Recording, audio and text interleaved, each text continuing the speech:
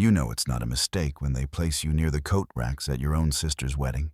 I stepped out of my car and into the cold Boston wind, one gloved hand gripping the modest gift bag I had carefully wrapped the night before.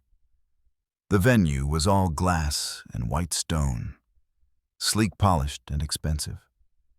The kind of place that makes you straighten your spine a little taller, even when you know you don't quite belong. My navy blue dress clung neatly to my frame. It wasn't designer, but it was clean tasteful and fit the quiet role I had always played in this family present, but peripheral. I had curled my hair softly at the ends, done my makeup with a practiced hand, and even brought flats in my purse in case the night ran long. I had done everything right, except apparently exist as the wrong sister. The lobby was already buzzing with music and perfume laughter, echoing beneath golden chandeliers. I stepped up to the reception table where a young woman in a headset and clipboard smiled too brightly. "Name," she chirped. "Claire Morgan," I replied, my voice calm, even cheerful. It was a lie, of course. Inside, I was bracing myself for the usual sting of being politely ignored. She flipped through the seating chart, and then her smile faltered. Just a beat, but I noticed. That tiny hesitation, that soft crease between her brows. I'd seen that look before. "Oh," she said, recovering quickly. "Yes, here you are." She handed me a place card. "You're seated just over here, right outside the main ballroom." Her finger pointed past the glass doors toward a quiet hallway lined with coats and an unattended beverage station. I blinked. "Outside the ballroom," she smiled again, tighter this time. "Yes, it's just overflow. We had to make some last-minute changes to accommodate +1s. Hope that's okay." I looked at the card in my hand. Claire Morgan, table 19.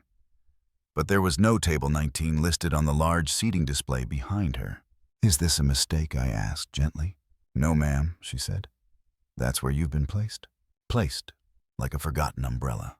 I walked in, anyway, my heels clicking against the marble floor, each step louder than the last, in my own ears. Inside the ballroom, the tables were covered in white linen and golden cutlery. Towering centerpieces spilled over with peonies and orchids. Guests in cocktail dresses and tuxedos swirled through champagne and small talk. At the head table, I saw my parents Vivian and Harold Morgan sitting beside Madison and her new husband Ethan Whitmore. My mother laughed as she clinked glasses with someone in a blue suit.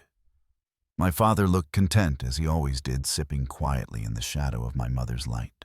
And then there was Madison. She looked stunning. I'll give her that. Ivory lace skin like porcelain, her hair twisted into a flawless chignon. She wore confidence like a crown, and people adored her for it. She caught my eye from across the room, tilted her head slightly, then smirked. That smirk.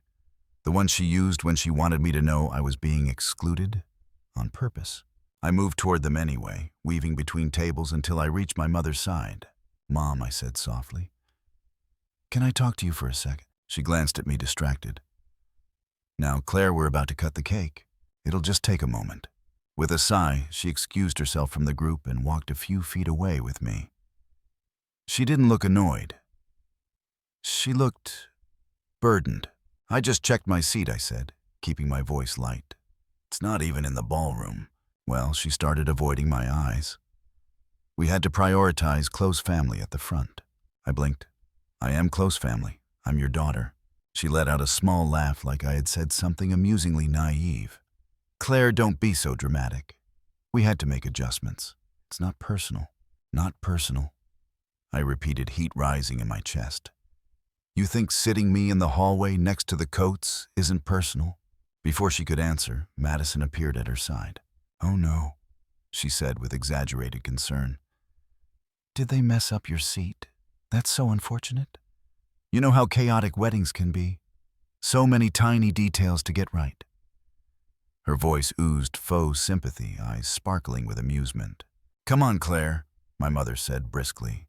"Don't ruin the mood. It's Madison's special day." That was it. That was all I got. Not an apology, not even a whisper of doubt. Behind them, laughter rose again. Someone made a toast, and Madison turned back to the crowd, like a queen returning to her court. I stood there for a second too long, the place card still clutched in my hand. The hallway table, the smirk, the dismissal, it all washed over me in one slow, heavy wave. And I remembered. I remembered the Christmas when they didn't hang my stocking on the mantel. I remembered the graduation party that somehow never had a photo of me in the slideshow. I remembered how Madison always got the middle seat in family photos while I was cropped at the edge. None of this was new. They had been telling me for years. I had just refused to listen. I turned away, heart pounding, but step steady. I walked back to the reception table, placed my card gently onto a tray of leftover programs, and headed toward the exit. The coat rack loomed to my right, as if to remind me this is where you belong. I didn't cry. I didn't break down. I just walked. Outside, the night air was crisp clean. The noise of the ballroom was muffled behind thick glass doors.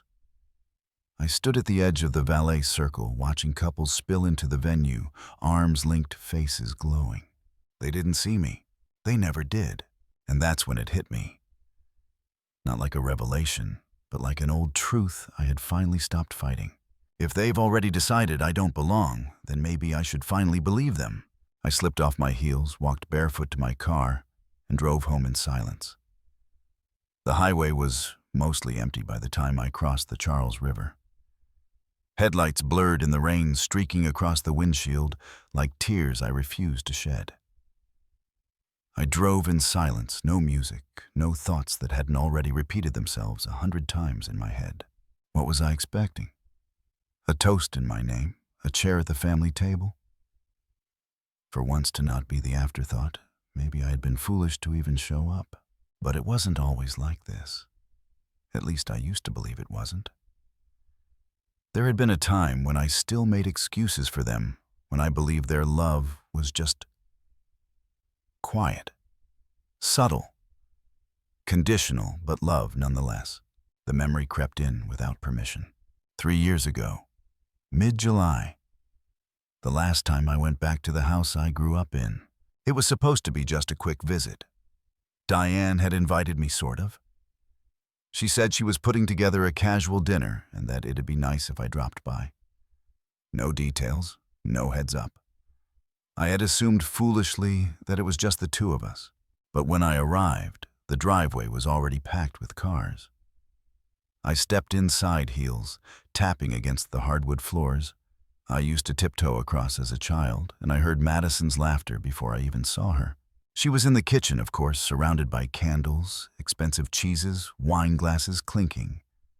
Her then-boyfriend, now husband Ethan, stood at her side like a well-dressed satellite. Everything smelled like rosemary and money. Claire, my mother, had called out, waving me over like an afterthought. You made it. No one introduced me to Ethan. No one asked me how I was doing.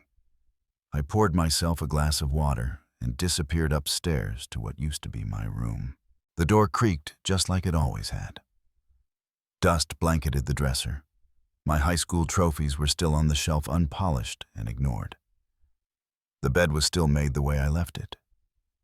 But there was no sign that I had once lived there. No warmth, no weight, just a ghost of who I used to be. I don't even remember why I opened her nightstand drawer. Maybe it was boredom, or instinct, or something more primal, some buried need to find a trace of myself in a house that no longer held my name. And there it was, a leather-bound journal, neatly wrapped in a fabric tie. My mother had always been the organized type, the kind of woman who kept grocery lists in cursive and holiday menus laminated.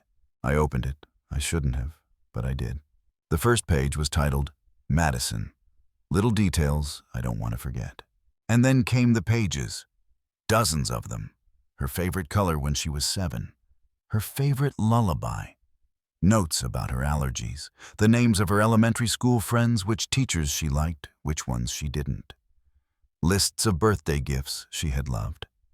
Notes on what made her cry and how to comfort her. She had written it all down. Years of thoughts, memories, proof of attention. I flipped the pages faster now, desperate. Maybe I was in there too. Maybe somewhere even just one page had my name. Nothing. Not a single line. Not even a sentence. Not even a scrap.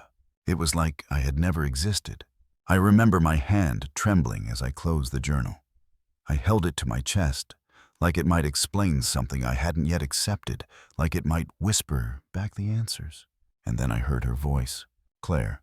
I turned. My mother stood in the doorway, her apron stained with tomato sauce. She didn't look angry, just surprised, maybe even a little guilty. You weren't supposed to see that, she said quietly. I didn't speak, I just stared at her. She crossed her arms and leaned against the doorframe.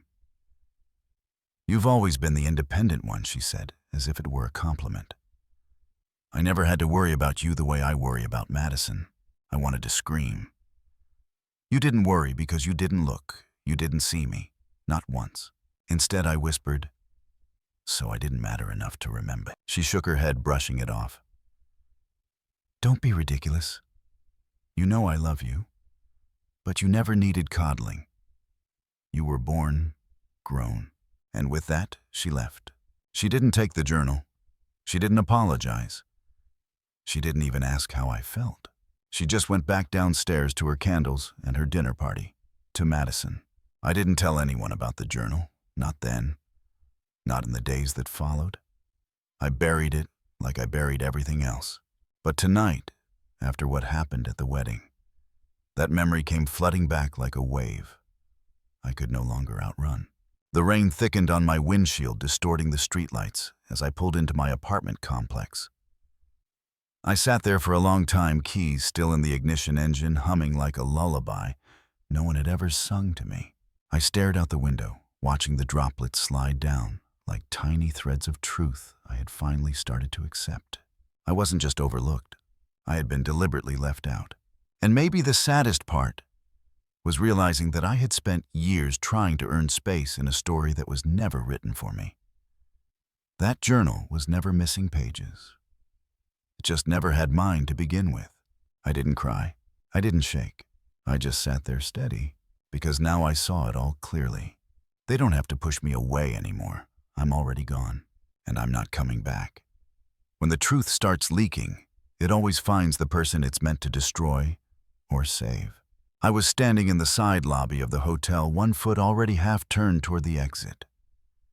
The glass doors beckoned with the promise of cold air and quiet, but my body was still, caught in the strange pause between walking away and being completely gone. My name tag was still in my purse. I hadn't cried. I hadn't made a scene. I had done what I always did, disappeared neatly. I heard the click of dress shoes behind me. Claire. I turned slowly, unsure who would still be looking for me. It was Ethan Whitmore, the groom. For a second, we both just stood there, the muted sound of celebration pulsing faintly behind us from the ballroom. He looked frayed. The kind of tired you don't get from smiling for photographs or standing through toasts. His bow tie hung loose, and the sleeves of his white shirt were pushed halfway up. He clutched a glass of something dark, whiskey probably, but hadn't taken a sip. Sorry, he said quickly. I didn't mean to.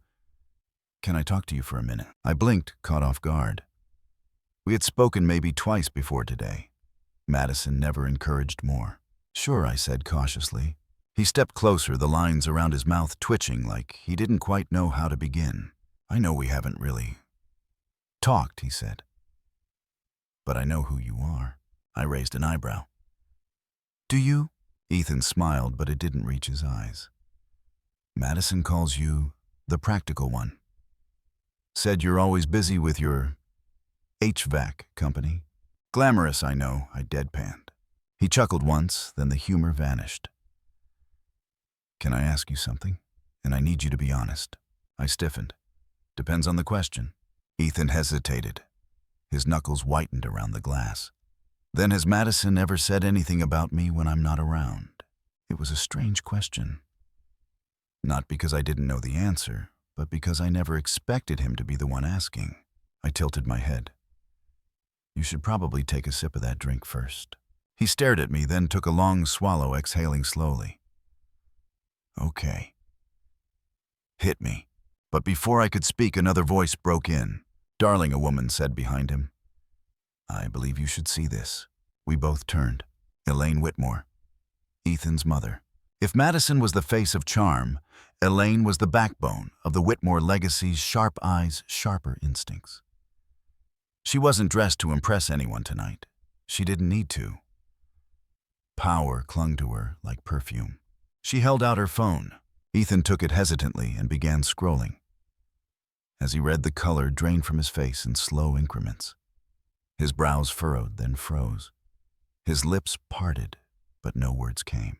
What is it? I asked, gently. He turned the screen toward me. Screenshots, dozens of them. Group chats, texts between Madison and her bridesmaids, messages to her stylist, even one to a wedding planner. The tone was unmistakable. Ethan's family just wants a doll for a daughter-in-law. I can do that with my eyes closed. Elaine's so obsessed with control. She just needs to write the checks and stay out of my face. Ethan's sweet, but he's like a golden retriever. Trainable, predictable. Then the one that hit like ice in the chest. Once the paperwork clears and the accounts merge, I'll have options. He's useful. That's enough. Useful. Ethan stared at the screen like it might catch fire. He started, then stopped. Elaine placed a hand on his shoulder. She's been planning this, she said quietly. Since the beginning. He didn't say anything, just clenched the phone in his fist. Inside the ballroom, the music continued.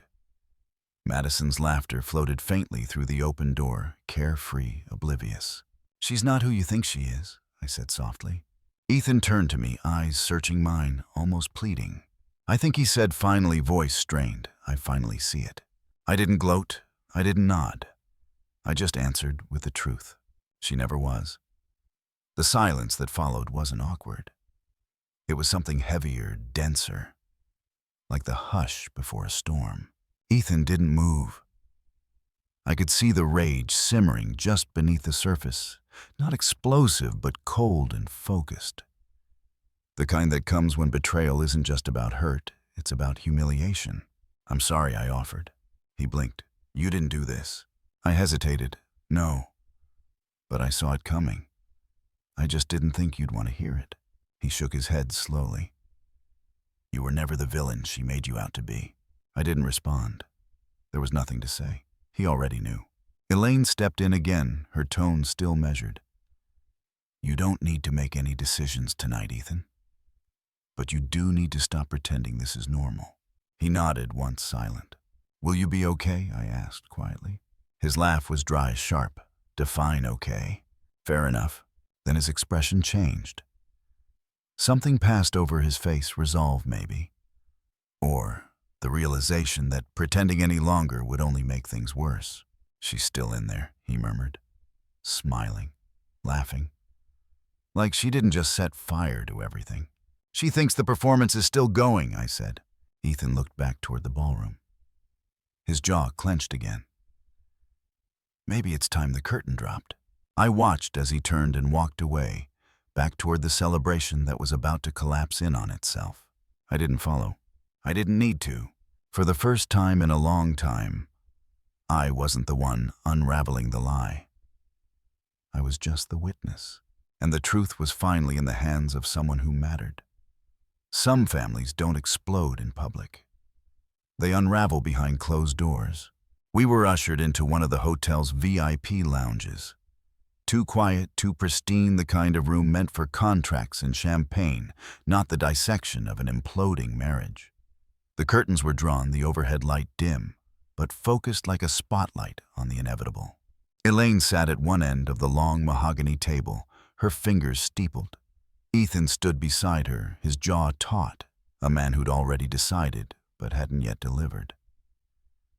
I took a seat near the window, deliberately away from the rest, feeling the distance in more ways than one. Diane and Frank entered last, flanking Madison like anxious bookends. My mother's lips were painted into a polite smile that cracked at the corners. My father looked like he'd rather be anywhere else. But then again, when didn't he? Madison was a different creature altogether.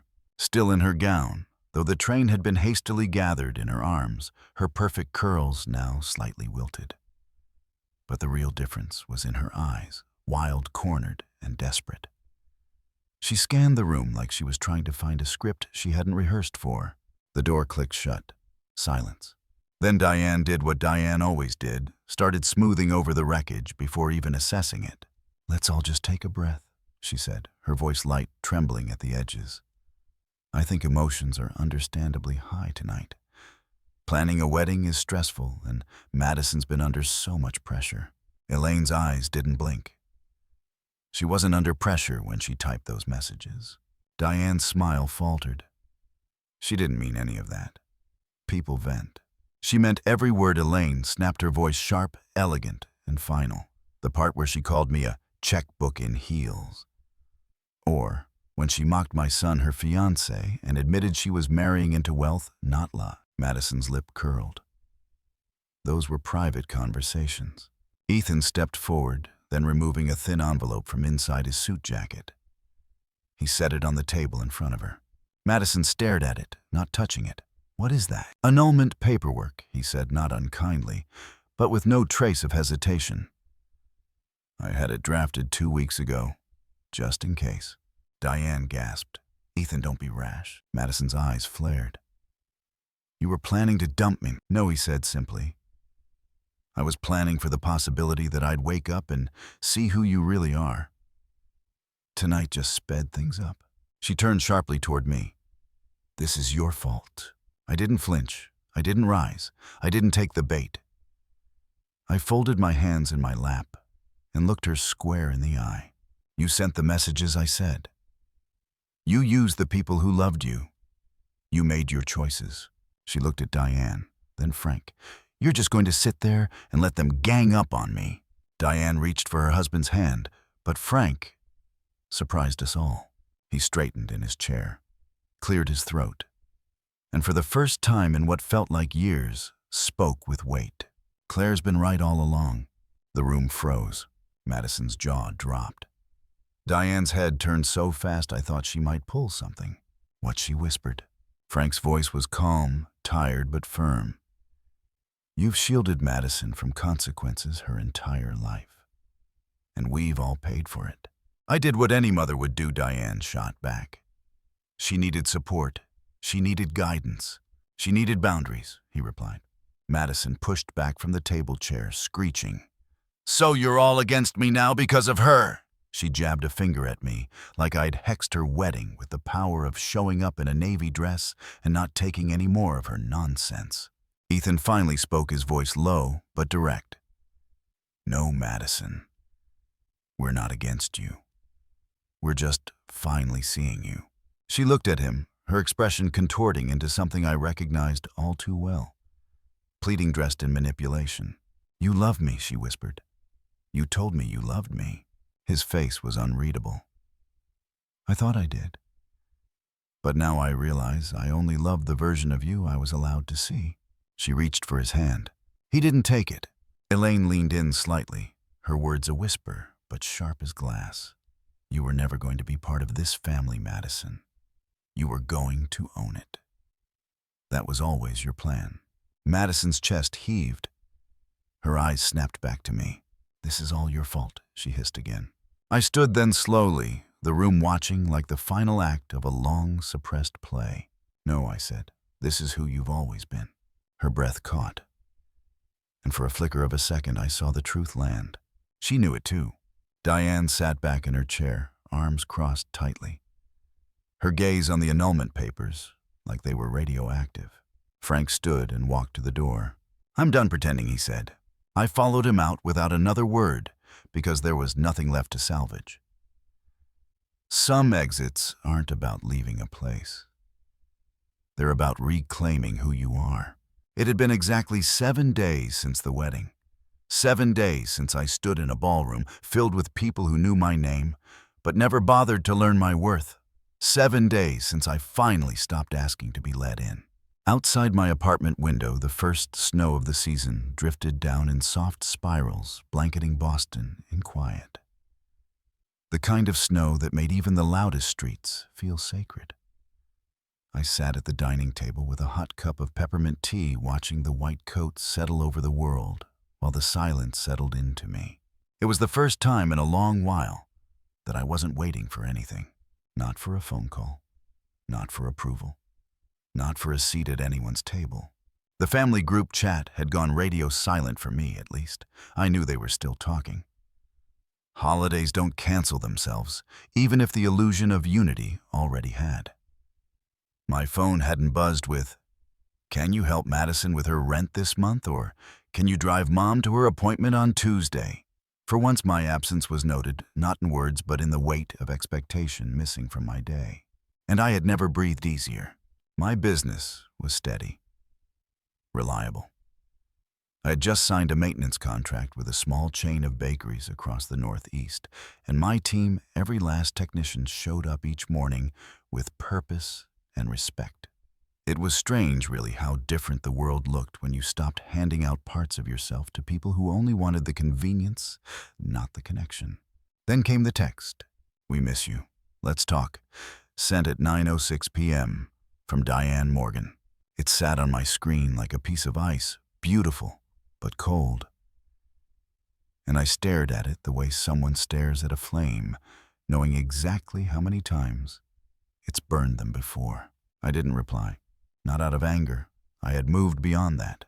But because some apologies come too late, and some silences are louder than any sorry could ever be, I placed my phone down and returned to my tea fingers, warming against the ceramic.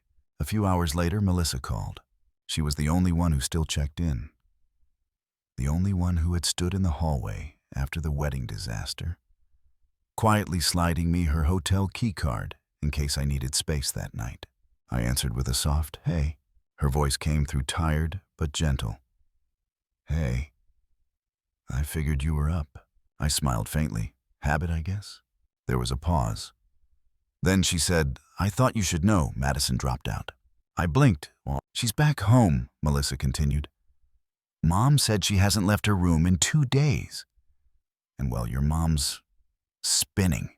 I leaned back in my chair, letting the ceiling absorb my thoughts. Melissa hesitated. "They're still blaming you." I closed my eyes. Of course they were. She lied. She manipulated everyone around her, I said. But sure. Let's blame the one person who finally said enough. Melissa exhaled. "I'm not saying they're right. I just thought you should hear it from someone who doesn't think you're the villain." I paused, then whispered thanks, and I meant it. After we hung up, I found myself walking to the bookshelf by the window.